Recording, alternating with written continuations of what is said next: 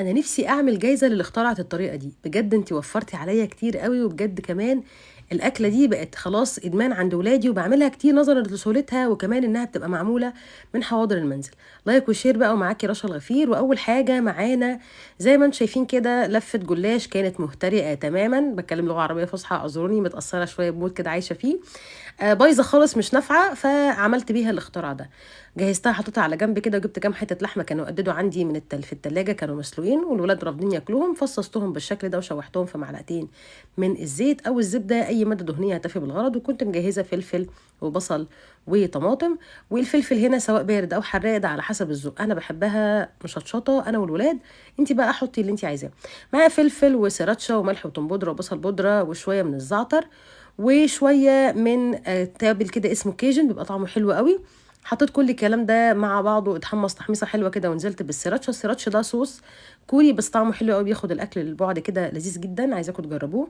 جبت شويه زبده وحطيتهم في الطاجن اللي انا هعمل فيه، وجبت نص لفه الجلاش، وابتديت ان انا اقطعها بشكل عشوائي زي ما انتم شايفين.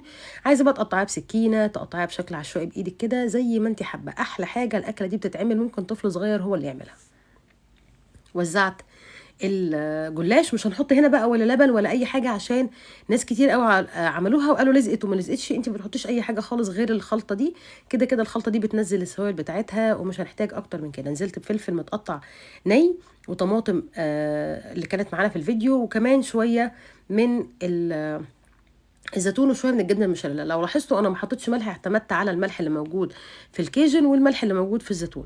بعد كده جبت اخر جزء من لفه الجلاش وقطعتها وحطيتها، وجبت حوالي 250 مللي من الحليب، عليهم بضايه وشويه من الملح وشويه من الفلفل الاسود، وقلبت كل ده مع بعضه. هي دي بقى هتكون التشريبه بتاعه الاكله بتاعه النهارده.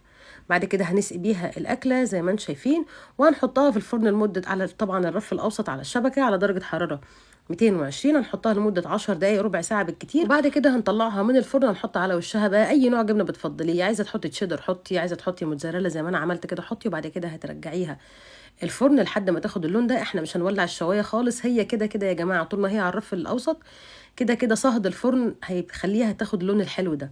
بعد كده بقى قطعيها وهي سخنه، وكلي احلى قطعه جلاش ملهاش حل. انا عايزه اقول لكم ان الولاد خلاص اعتمدوا الطريقه دي، وكمان بعملها بحشوات مختلفه، يعني ممكن اعملها مره بالبسطرمه، مره خضار بس من غير لحوم، مره بعملها لهم بالشاورما، يعني بنوع في الحشوات.